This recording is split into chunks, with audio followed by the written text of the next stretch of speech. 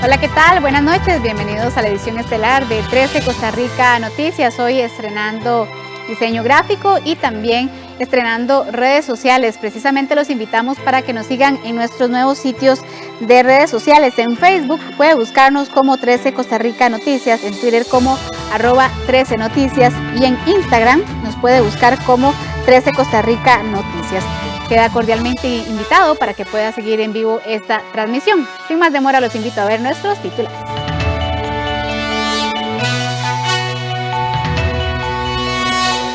Pese a los más recientes escándalos de corrupción, las empresas MECO y H. Solís volverían a ser oferentes en los contratos del CONAVI. La cercanía del aguinaldo está incrementando los intentos de estafas mediante llamadas, correos y falsas promociones. Conozca cuáles son los más comunes para que usted no caiga en la trampa de los delincuentes. La ausencia por 14 años de una modificación a la ley de penalización de violencia contra las mujeres impidió que muertes por violencia de género fueran condenadas como femicidios, debido a que no había una unión de hecho o matrimonio entre la víctima y su victimario. Hoy les presentamos un trabajo especial de la periodista Rita Valverde. El candidato presidencial del Partido Liberación Nacional considera que debe abrirse una investigación contra la exministra de Educación Giselle Cruz por los textos con lenguaje sexual en una revista pública del MEP.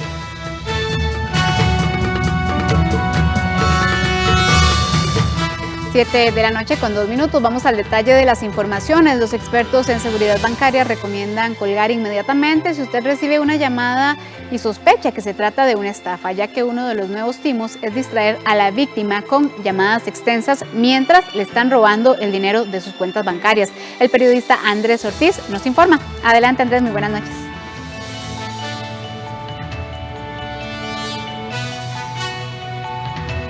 Gracias, buenas noches. Así es, ante la cercanía del pago de aguinaldos y también durante estas fechas es que también en muchos casos se incrementan los timos por internet o bien por llamadas telefónicas, timos bancarios. Ante eso, los expertos recomiendan a las personas no brindar datos sensibles y por supuesto estar muy al tanto de este tipo de hechos que se dan con mucha frecuencia durante esta época. A tan solo 11 días para que el sector público reciba 231.000 millones de colones en los aguinaldos, los expertos en seguridad recomiendan a todas las personas ser bastante precavidos, ya que los timos y estafas abundan durante estas fechas. Si usted es de las personas que en los últimos días recibió varias llamadas que parecían ser estafas, pero que además intentaron mantenerlo durante mucho tiempo al teléfono, preste mucha atención, porque los delincuentes utilizan este nuevo método para distraer a la víctima y que no se percate que está siendo atacado en ese momento. Tenemos en cuenta que ahora los bancos tratan de comunicarle a sus clientes cuando se hacen transferencias de cualquier tipo, inclusive compras por tarjeta de débito, crédito. Entonces, si la persona está ocupada en el teléfono, los delincuentes pueden tener inclusive el descaro de decirle no verifique el correo que estamos haciendo pruebas, por ejemplo. O simplemente le mantienen entretenido para que usted no vea el teléfono, no vea los correos electrónicos y de esta manera ellos pueden realizar las diferentes estafas. Otro nuevo timo que se está presentando es cuando los delincuentes están acudiendo a la compañía telefónica para suplantar la identidad. Por eso los expertos brindan una serie de recomendaciones.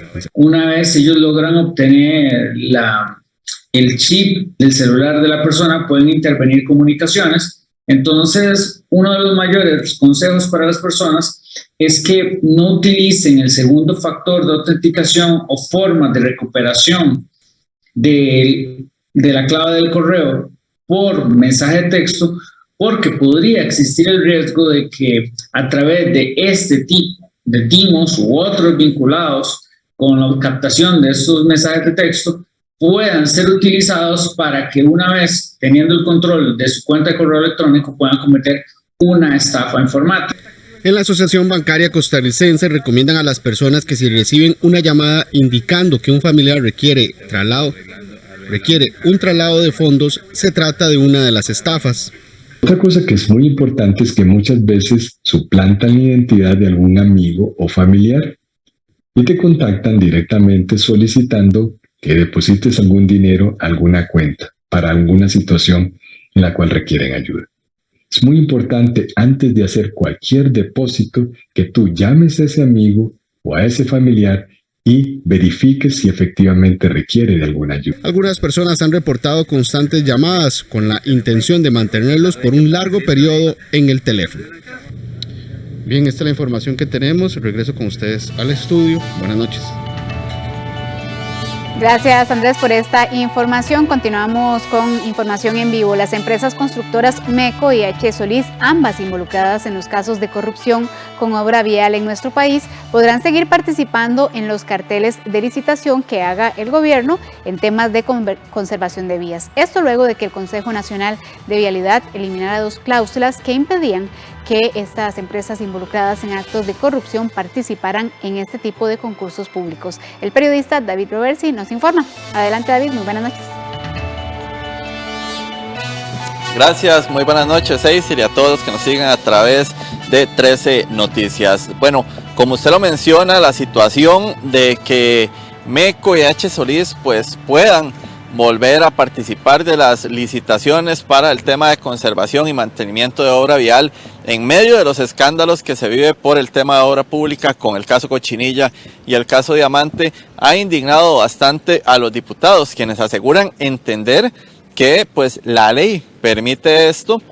Sin embargo, pues les parece inconcebible que se dé esta situación cuando inclusive los dueños de estas constructoras se encuentran en prisión preventiva por pues los diferentes casos de corrupción en obra pública, como estábamos diciendo anteriormente. Así que esta situación ha llegado hasta el Congreso, quienes estarán buscando alternativas para crear nuevas leyes y evitar que pueda pasar esto. Esto evidentemente lo hablamos principalmente con los diputados que están en la comisión conocida como Cochinilla, y vamos a ver qué es lo que nos dijeron y entender por qué es que el CONAVI retiró 2 cláusulas para poder permitir que todo tipo de empresas, aunque estén manchadas de una u otra manera o en investigaciones, puedan participar en estos carteles. Veamos. El Consejo Nacional de Vialidad se retractó de su decisión de impedir que tanto la empresa MECO como H. Solís participaran de los nuevos contratos de conservación vial. ¿Esto por qué? Bueno, la situación es que el CONAVI eliminó las cláusulas del cartel de licitación que indicaban que las empresas cuestionadas con temas de corrupción en la obra pública de nuestro país no podrían participar de los nuevos contratos. Veamos cuáles son las cláusulas que se eliminaron.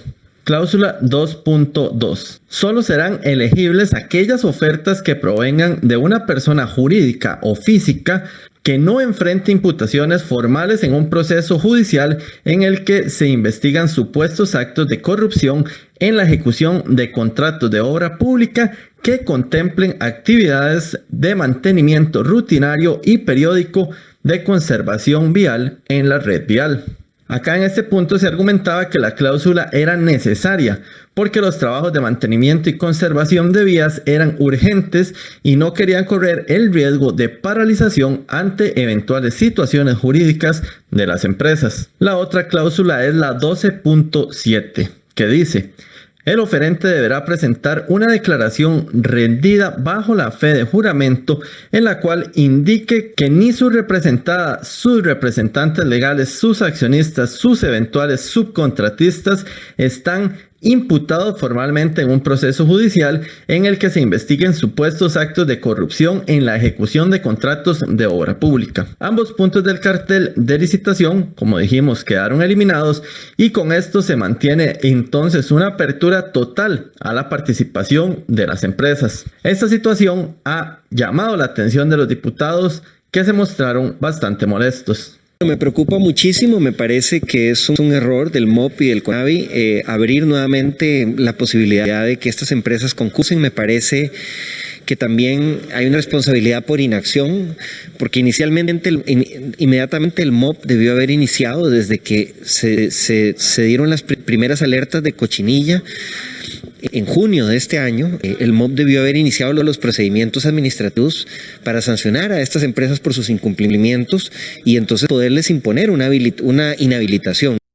Esto es una legítima pulpería. Ya el gobierno PAC estos últimos 8 años hicieron de todo, inconstitucionalidades, ilegalidades, y básicamente están administrando como una soberana pulpería, en el entendido de pocos controles, las cosas no se hacen como tienen que ser, y básicamente están levantando los requisitos legales y requisitos de reglamento a vista de paciencia de lo que se despiertan cada día, y eso no puede pasar. Entiendo que una cosa es la vía penal y otra puede ser la vía administrativa, pero el país no se puede dar el lujo en vía administrativa de seguirle entregando proyectos y sobre todo los recursos del país a las empresas que están en investigación tan notoria como es estas empresas hoy cuestionadas y que tiene a sus representantes legales tras las rejas por el caso Cochinilla.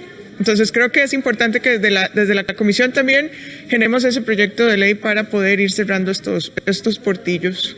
Ante las dificultades presupuestarias y de tramitación desde febrero pasado, el país no cuenta con contratos de conservación y mantenimiento vial.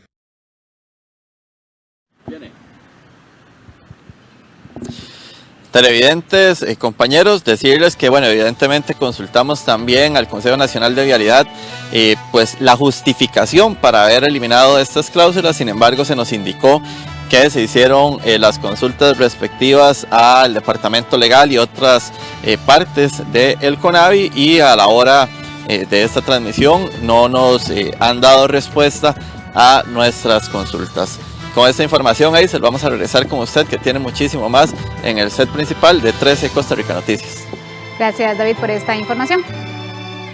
Ahora cambiamos de tema. La nueva cárcel ubicada en San Rafael de Alajuela ya tiene más de 200 personas privadas de libertad instaladas. Del jueves pasado a este lunes se realizaron traslados de la cárcel de Liberia y de las cárceles del Complejo Occidente. Este centro carcelario tiene capacidad para 1.248 personas. Estos son los primeros traslados que se realizaron a la nueva cárcel llamada Terrazas en San Rafael de Alajuela, que ya tiene a 213 personas. El miércoles trasladaron a 104 privados de libertad de cárceles del mismo Complejo Occidente. El jueves a otros 40, pero esta vez de la cárcel de Liberia en Guanacaste. El viernes trasladaron a otros 21 privados de libertad de Liberia. Ha empezado a llegar la población penal. El día de hoy se están trasladando a aproximadamente 100 personas del CAI Jorge Arturo Montero Castro. Eso es un movimiento interno dentro del Complejo Occidente, y de igual forma a partir de hoy vamos a empezar a traer población penal con una programación que ya teníamos lista, que incluso estamos comenzando 2 semanas antes de lo previsto. Con esto vamos a rebalancear la sobrepoblación que existe en otros centros penitenciarios del país, y al mismo tiempo esperamos poder ayudar a aliviar cualquier presa de personas que estén esperando en celdas judiciales para ingresar al sistema penitenciario. Esta cárcel está lista desde marzo, pero por falta de personal se abrió hasta la semana anterior, con la contratación de 700 plazas. Por medio de un amplio despliegue policial y de seguridad se realizan los traslados, y al llegar al centro efectúan una rigurosa revisión de cada uno de los privados de libertad. Para la Policía Penitenciaria, el sistema penitenciario, el Ministerio de Justicia y Paz y para el país, esto es un hito histórico, porque viene a refrescar todo el tema del hacinamiento en nuestras cárceles. También representa un reto para las autoridades que trabajamos en el sistema penitenciario de empezar a cambiar la historia. Con este centro venimos a continuar el proceso de dignificación de las personas privadas de libertad. El centro tiene capacidad para 1.248 personas y durante los próximos días continuarán realizando los traslados. El sector frijolero del país prevé un aumento de sus precios y, según sus proyecciones, en los primeros 6 meses del próximo año disminuiría la importación del grano. El aumento en el precio se da por la crisis de contenedores que se vive a nivel mundial. La crisis de contenedores repercutirá en los próximos meses el costo que pagarán los consumidores en los frijoles, debido a que por traer contenedores el precio aumentó entre un 50 y un 400%. Este año el desabasto fue relativamente pequeño en comparación a años anteriores, el desabasto declarado para la importación del frijol. Entonces no ha sido un tema de disponibilidad, pero sí hay un tema muy importante en el rango de precios por todas estas fuerzas que están impulsando los precios al alza. Según el Ministerio de Agricultura y Ganadería, en la actualidad hay atrasos con la llegada de productos como soya, maíz y materias primas. El experto aseguró que es difícil sostener el precio con la afectación del tipo de cambio, el costo de fletes y el incremento de las materias primas. A octubre de 2021, el país ha importado un 16% menos del grano. El Ministerio de Hacienda anunció que el aguinaldo a los funcionarios públicos se depositará el próximo viernes 3 de diciembre. En total, el pago es de 230.864 millones de colones por concepto de aguinaldo. Este pago lo recibirán 162.712 personas funcionarias de los ministerios e instituciones adscritas: Asamblea Legislativa, Poder Judicial, Defensoría de los Habitantes, Tribunal Supremo de Elecciones, Contraloría General de la República y 63.305 pensionados con cargo al presupuesto nacional. En relación con el año anterior, el monto a desembolsar se incrementa en un 5%. Esto obedece principalmente a que a partir de este año se estarán pagando los aguinaldos de las personas funcionarias de los órganos desconcentrados. Para la determinación de este pago se contempla el salario o pensión recibido desde el 1 de noviembre del 2020 hasta el 31 de octubre de este 2021. El próximo viernes 3 de diciembre se estará depositando a las cuentas de los servidores públicos y pensionados con cargo al presupuesto nacional de la República el aguinaldo del año 2021. En esta oportunidad el monto total del depósito será por 231.000 millones de colones, que corresponderá a 162.700 servidores públicos y a un poco más de 60.000 pensionados con una pensión a cargo del presupuesto nacional. Es importante confirmarle hoy al país, a todas las personas que van a recibir su aguinaldo, pero también al comercio, a las instituciones financieras y en general a todo el país, que ya estamos listos para pagar y que el próximo viernes 3 de diciembre estaremos depositando el monto correspondiente al aguinaldo 2021. 7 de la noche con 17 minutos, hora de hacer nuestra primera pausa comercial. Le adelantamos que la ausencia por 14 años de una modificación a la ley de penalización de violencia contra las mujeres impidió que muchas muertes por violencia de género fueran condenados como femicidios, debido a que no había una unión de hecho o matrimonio entre la víctima y su victimario. La periodista Rita Valverde realizó un trabajo especial sobre el tema y lo veremos al regreso de la pausa. No se lo pierda.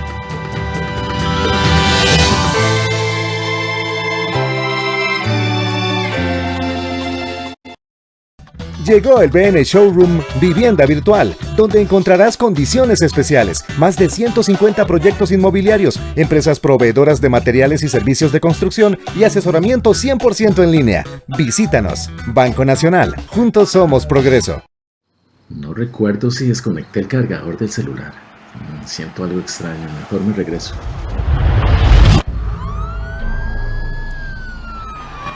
La intuición nunca falla y la prevención tampoco. Tomemos todas las medidas necesarias y protejamos nuestros bienes con un seguro hogar comprensivo del INS. Solicite más información al 800 TeleINS con su intermediario de seguros o en grupoins.com. Desde donde se encuentre, usted puede comprar, remodelar o construir. El BCR multiplica sus posibilidades en vivienda. Elija el crédito con la cuota que más le convenga, hasta con un 90% de financiamiento. Solo complete el formulario en bancobcr.com o en la app BCR Móvil y haga realidad su proyecto de vivienda. Somos el Banco de Costa Rica. Les informa en este momento que estamos teniendo mucho más afectación. Ya tenemos casas que están completamente tapadas hasta arriba de las ventanas. Más de 1.400 comunidades son vulnerables a inundaciones y deslizamientos. En mi comunidad nos informamos, definimos lo que cada quien debe hacer, alertamos a los vecinos y no dudamos en evacuar ante la posibilidad de inundaciones. La organización comunitaria es la clave para protegernos. ¡Juntos prevenimos mejor! Yo sigo estudiando para escribir nuestro presente y futuro. El PANI te apoya con becas, talleres socioformativos y la línea gratuita Adolescente Madre 802 26 26 26. PANI, Gobierno de la República. En 13, Costa Rica Televisión, apoyamos la democracia, el análisis y la información de primera mano basada en datos y entrevistas a fondo. Durante esta campaña, le proponemos realizar un Zoom electoral para analizar juntos cada detalle de la problemática nacional, conocer quiénes son los candidatos de las diferentes tendencias y sus propuestas. Todo lo que usted necesita saber para realizar un voto informado. Zoom electoral con Ernesto Rivera, Vilma Ibarra, Álvaro Murillo y Gustavo Araya. Zoom electoral todos los miércoles de 8 a 10 de la noche por 13, Costa Rica Televisión y Facebook Live de Costa Rica Noticias.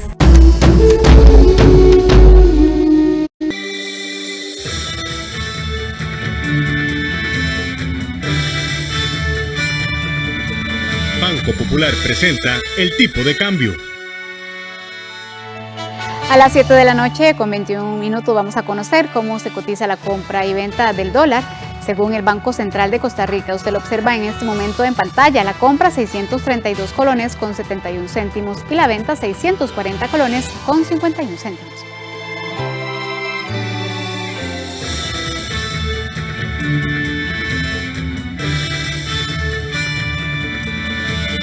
Banco Popular presentó el tipo de cambio. La ley de penalización de la violencia contra las mujeres restringió durante 14 años el concepto de femicidio, aplicándolo únicamente a los casos en donde existiera un matrimonio o una unión de hecho entre la víctima y el homicida. Esta limitación permitió que crímenes cometidos contra mujeres, por ejemplo, por conocidos, novios, vecinos, familiares o amigos, no pudieron ser juzgados como femicidios, sino como simples homicidios. Esto se tradujo en penas de cárcel más cortas para los asesinos. Esto no solamente significó un gran dolor para los familiares de las víctimas, sino que también provocó un subregistro en las muertes por violencia de género. Precisamente este amplio y complejo tema lo trabajó nuestra compañera, la periodista Rita Valverde, quien documentó los homicidios ocurridos entre el 2018 y 2021. Y hoy precisamente nos relata algunas de las historias en esta entrega especial. Rita, muy buenas noches, gracias por estar con nosotros. Sin duda alguna, mucho que contar, mucho que documentaste. Cuéntanos de qué se trata esta entrega. Muy buenas noches, Seisel, para usted y todos los amigos y amigas televidentes. Justamente señalar que presentamos este reportaje en el marco de la semana en la que se celebra o se conmemora el Día Internacional de la Violencia contra las Mujeres, y por supuesto vamos a explicarles o mostrarles un poco del análisis que realizamos en estos 3 últimos años sobre los casos de femicidio y los que no llegaron a clasificarse como tal. Y es que Femicidios, heridas para toda la vida es un reportaje de 4 entregas sobre los femicidios ocurridos en los últimos 3 años. El reportaje aborda varias historias, por ejemplo, la historia de Natalie Chinchilla, cuya muerte por violencia de género continúa impune. Los relatos de las familias de víctimas de femicidio que logran o lo que hacen para lograr la justicia. El testimonio también de un privado de libertad que descuenta 30 años de cárcel por asesinar a su pareja, o las declaraciones de una abuela que pasó a ser la madre de la nieta tras la muerte de su hija. Veamos esta primera entrega.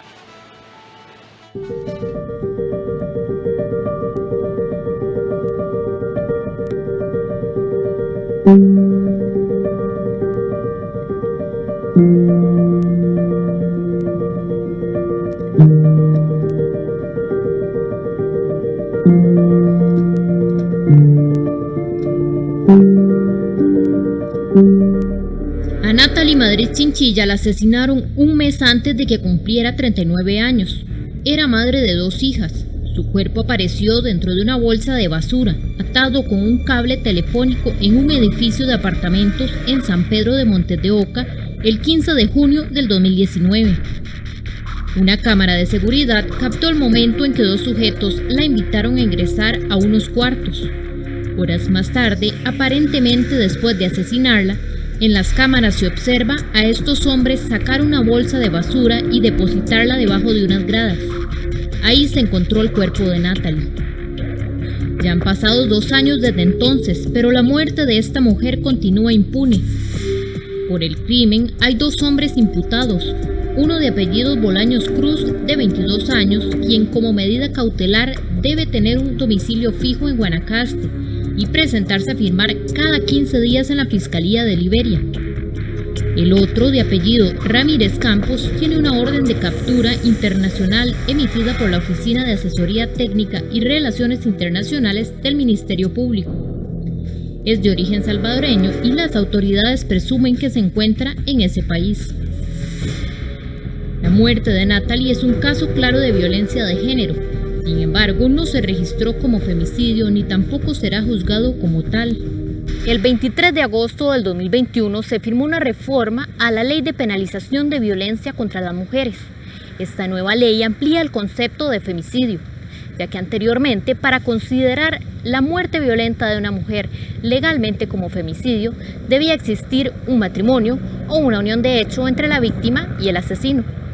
Esta nueva ley amplía e involucra otros escenarios en los que el asesino se aproveche de un vínculo de confianza, familiar, amistad, poder, autoridad, entre otros.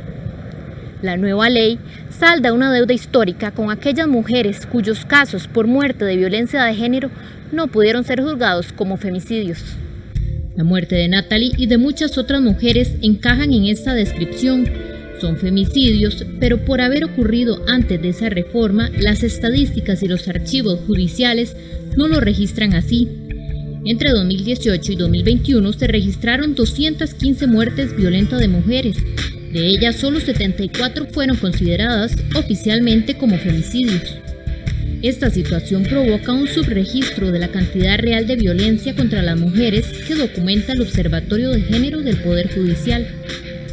Muertes como la de Luani Salazar, Alison Bonilla y María Luisa Cedeño, casos mediáticos, fueron considerados femicidio como fenómeno, pero no así en su calificación técnica como delito, debido a la limitación en la definición del concepto antes del cambio en la ley. En agosto de 2021, la Ley de Violencia contra las Mujeres se reformó para que no aplicara únicamente en momentos en que hubiera una relación de pareja previa con ciertos requisitos, sino que ahora es más amplio. Esta ley aplica únicamente para los casos después del 23 de agosto del 2021, momento en que se hizo ley. Todos los casos previos aplican con la legislación anterior, porque en Costa Rica no se pueden aplicar leyes anteriores al momento en que sucedieron los hechos. En estos casos, entonces las autoridades judiciales valoran si serán juzgados como homicidios simples u homicidios calificados.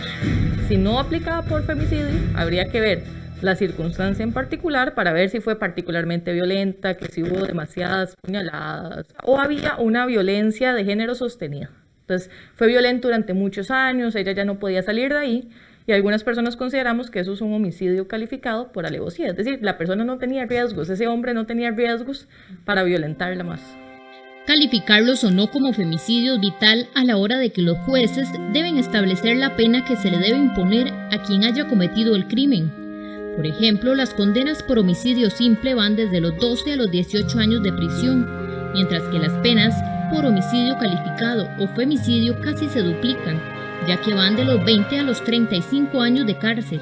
De haberse investigado bajo la legislación actual casos como los de Natalie Madrid, María Luisa Cedeño, Luani Salazar, Alison Bonilla y otros, sí serían considerados como femicidio, lo cual permitiría visibilizar la problemática de violencia contra las mujeres y elaborar políticas públicas, coinciden varias personas expertas consultadas.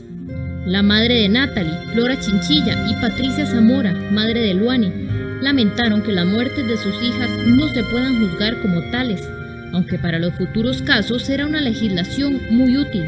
Es un sentimiento muy gratificante porque nosotros cargamos con el dolor de saber que ellas pagaron con su vida, pero que a futuro muchas se van a ver beneficiadas con esa ley. Para mí, yo digo la ley de Luani, pero gracias a eso nos reconforta en el alma saber que no va a pasar lo que pasó con nosotros, que si esta ley hubiera estado cuando mataron a nuestras hijas, el resultado final del juicio hubiera sido otro. no tan desilusionante que tuvimos.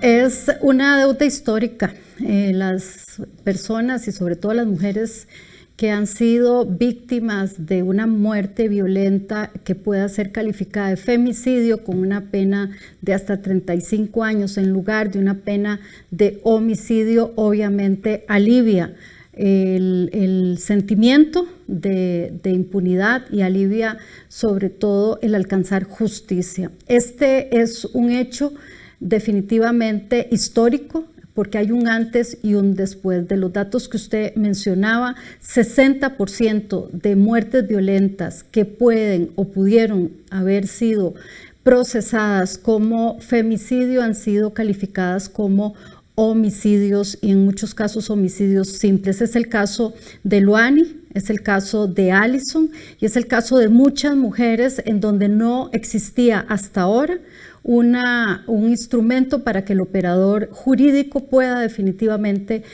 calificar la muerte de una mujer con enfoque de género, es decir, por el hecho de ser mujer. En una nueva edición de Costa Rica Noticias le contamos sobre las condenas que reciben los casos de femicidio en el país, así como el tiempo que tardan en resolverse.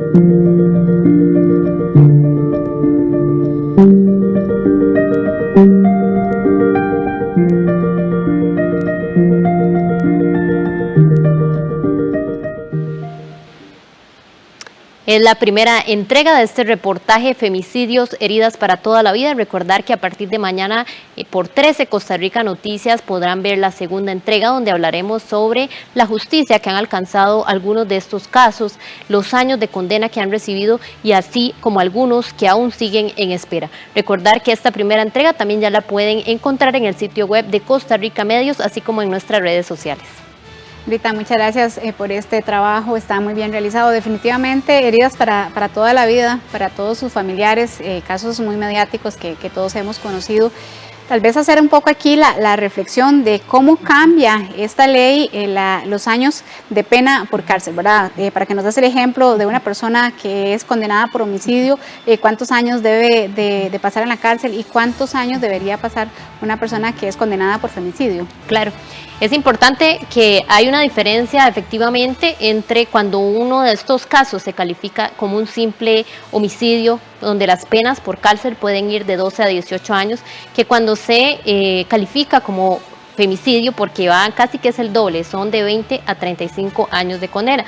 Sin embargo, esta ley lo que va a permitir es ampliar, porque anteriormente si no había un matrimonio o una unión de hecho no podía ser femicidio. Ahora, si el asesino o si el autor de este femicidio es un amigo, es un conocido, es un familiar, que no necesariamente entraban en esta calificación de antes, ahora también ya no van a tener que ser juzgados como simples homicidios, sino que ya va a llevar la calificación de femicidio.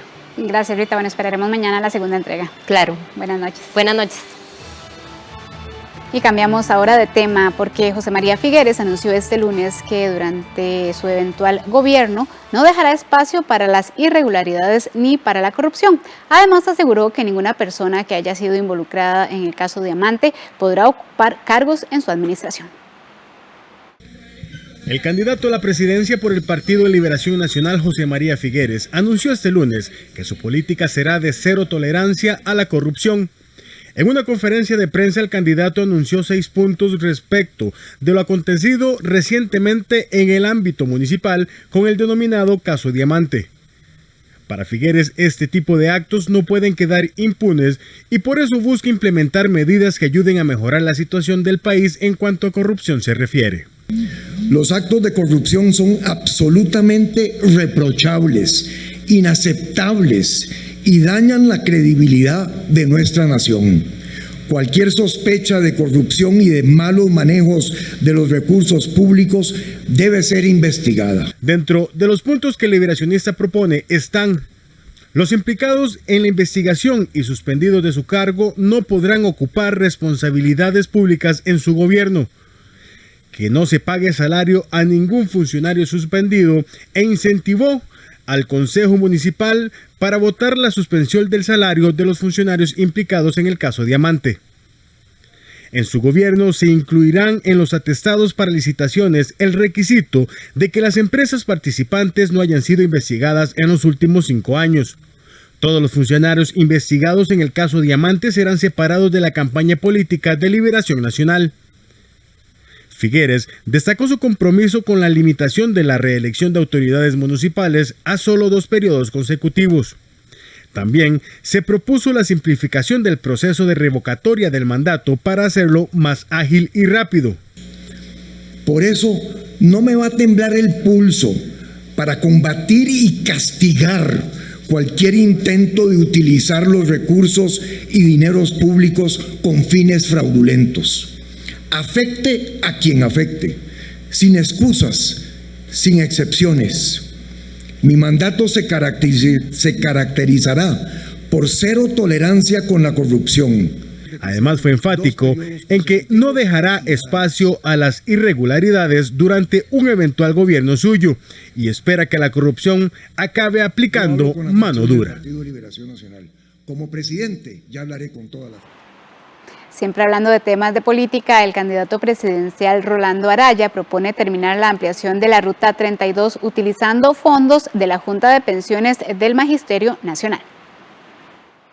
El candidato presidencial del partido Costa Rica Justa, Rolando Araya, propuso que fondos de la Junta de Pensiones del Magisterio Nacional, conocido como JUPEMA, financien la conclusión de la Ruta 32. El aspirante expuso esta posible solución al entrabamiento en dicho proyecto ante la Asociación de Transportistas del Caribe en el Cantón Central de Limón.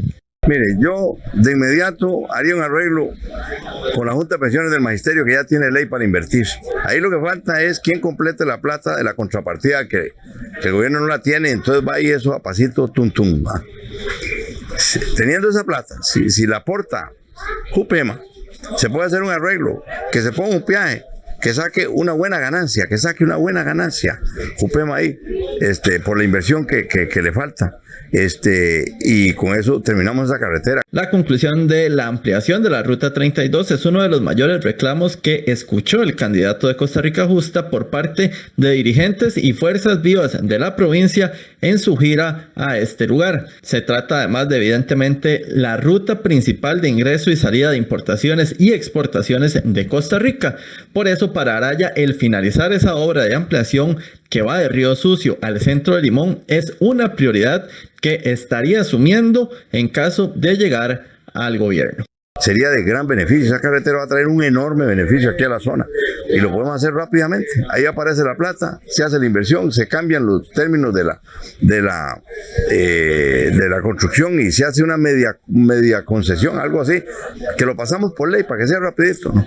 Y yo creo que resolvemos el problema rápidamente de esa manera. Datos del informe anual del 2020 señalan que el Fondo de Capitalización Colectiva que administra JUPEMA asciende a los 3 billones de colones. La misma entidad ya invierte muchos de esos recursos en bonos del Estado. Una posibilidad que impulsa también el candidato Rolando Araya es diversificar esas inversiones y con prioridad en proyectos para el bienestar de todos los ciudadanos como forma de reactivar la golpeada economía.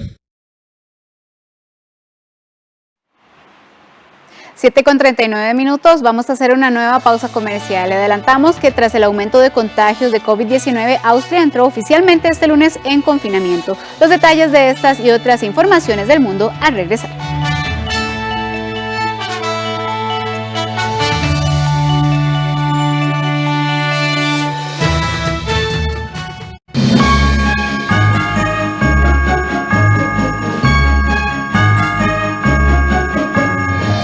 La celebración de final de año comenzó ya, Francini, y no sabes el montón de sorpresas que le tenemos preparados.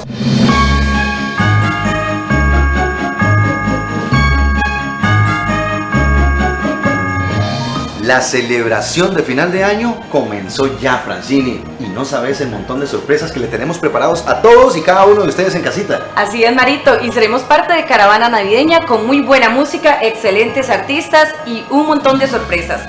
¡Los esperamos!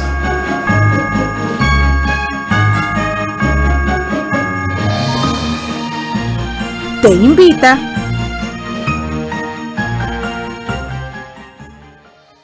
El Banco Central de Costa Rica comunica que los nuevos billetes de 10,000 colones ya están en circulación y tienen seguridades de última generación similares a los billetes de 20,000 colones que usted ya conoce. Para comprobar su autenticidad, toque el relieve en el retrato, mire los efectos en el escudo nacional y gire para ver el círculo flotante en el mapa y cómo cambia de color verde a azul. La nueva serie de billetes de Costa Rica ya está completa.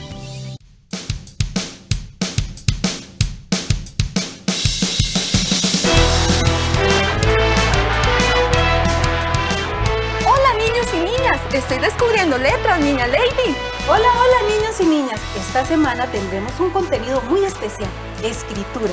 Por eso recuerden que estamos aquí de 8 a 9 de la mañana en Aprenda en Casa, Primera Infancia. Y no olviden nuestro número de WhatsApp, 83980071. Les esperamos. Adiós. Chao.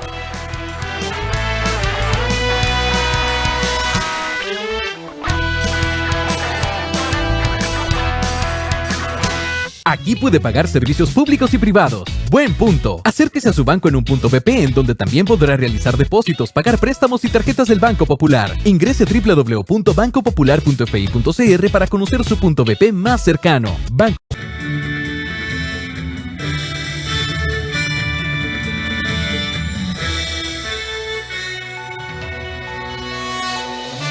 En las noticias del mundo, tras el aumento de contagios por COVID-19, Austria entró oficialmente este lunes en confinamiento, una medida radical que desató protestas el fin de semana, al igual que en países como Bélgica y Países Bajos. Austria entró oficialmente el lunes en confinamiento general para combatir la pandemia de coronavirus.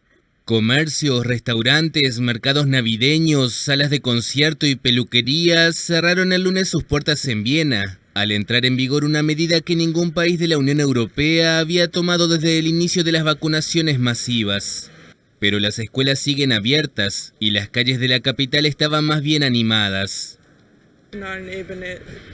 Racionalmente, este confinamiento tiene sentido para bajar el número de casos, pero personalmente es una locura. Llevo 2 años intentando mantener mi vida social. Es algo muy importante para nosotros los jóvenes. Llevo 9 meses esperando para tener una cita con mi novio. Por su parte, Eslovaquia empezó a aplicar un confinamiento para las personas no inmunizadas, quienes tendrán prohibido entrar en tiendas que no sean consideradas esenciales, como las de comestibles o las farmacias. El país del centro de Europa tiene una de las tasas de infección más altas del mundo y poco más del 45% de la población está totalmente vacunada. Todas las tiendas, excepto las esenciales, deberían cerrar absolutamente antes de Navidad, porque las cifras de positividad de coronavirus son alarmantes. Eso ayudaría un poco más que este confinamiento parcial.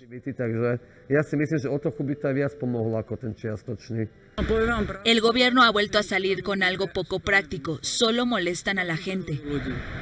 En varios países de Europa, que vuelve a ser el epicentro de la pandemia, está subiendo el número de contagios y se endurecen las restricciones. Y con ellas crecen también la frustración y la rabia.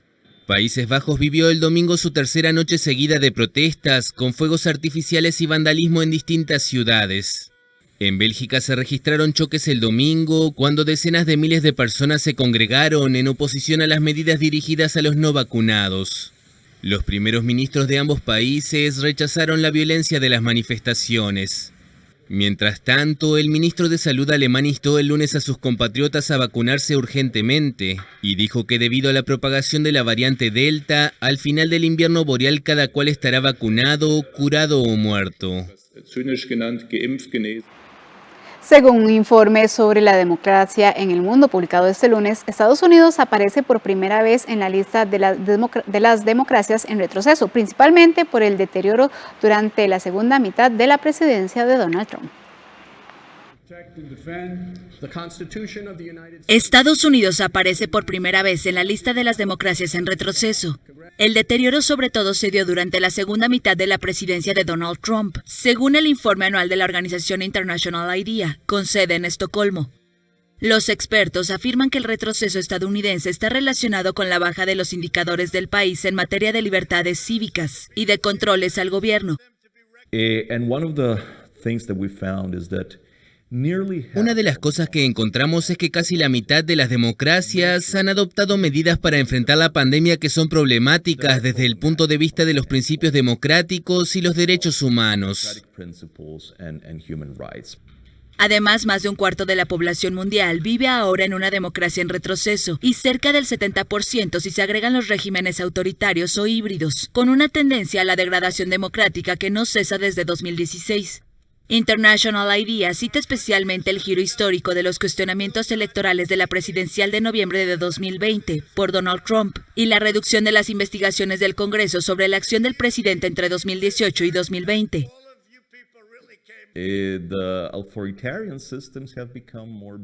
Los sistemas autoritarios se han vuelto más firmes y audaces, más sofisticados en sus formas, no solo de reprimir a sus propias poblaciones, sino también de subvertir los sistemas democráticos.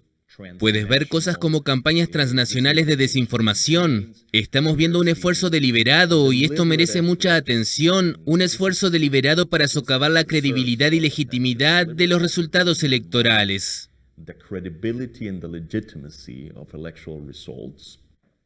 Actualizada cada año, su lista de las democracias en retroceso incluía ya a India, Brasil, Filipinas y 2 países de la Unión Europea, Polonia y Hungría. Una tercera nación europea, Eslovenia, fue agregada este año.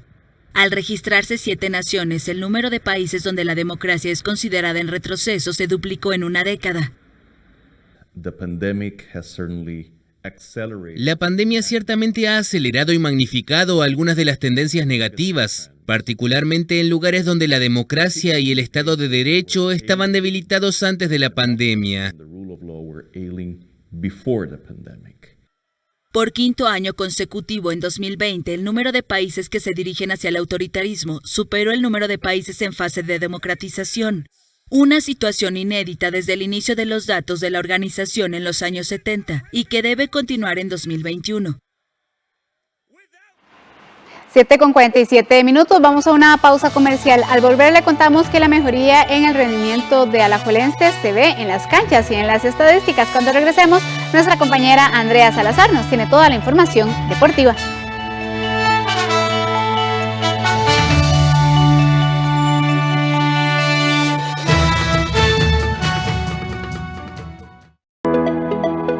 La Universidad Nacional espera por vos. Si querés estudiar una carrera universitaria en el 2022, recordá que la Universidad Nacional te ofrece cerca de 100 opciones de carreras de grado y pregrado de reconocida calidad y excelencia. Las carreras de la Universidad Nacional se ofrecen en los campus ubicados en Heredia, Sarapiquí, Liberia, Nicoya, Pérez Celedón, Corredores y Alajuela, los cuales cuentan con la infraestructura moderna y tecnológica de avanzada. Además, buena parte de las carreras UNA están acreditadas por SINAES, lo que garantiza su calidad. Busca más información sobre las carreras que ofrece la Universidad Nacional y el proceso de admisión para el 2022 o sobre becas y beneficios estudiantiles en la web www.una.ac.cr o en www.registro.una.ac.cr o en el perfil de Facebook Registro UNA. Inicio de elecciones 7 de marzo de 2022. Tu opción es UNA.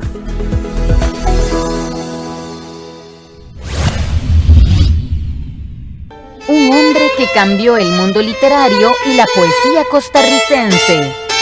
Jorge de Bravo, el grito más humano, su vida y legado. Quería una poesía que fuera entendible para todos, desde el campesino hasta el intelectual. Estreno el 3 de diciembre a las 8:30 de la noche, con repetición el 5 a las 9:15 de la noche, aquí en 13, Costa Rica Televisión.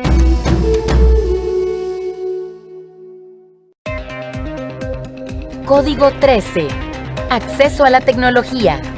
los miércoles a las 9 de la noche, con repetición los viernes a las 11 de la noche. En 13, Costa Rica Televisión. Sin examen de admisión, estudia en la UNED. Ingeniería Industrial, Agronomía, Telecomunicaciones, Administración de Empresas, Educación, Recursos Naturales, Enseñanza del Inglés, Turismo Sostenible y Criminología, entre 36 carreras. Matrícula web del 24 al 29 de enero en uned.ac.cr. UNED, la universidad en los territorios.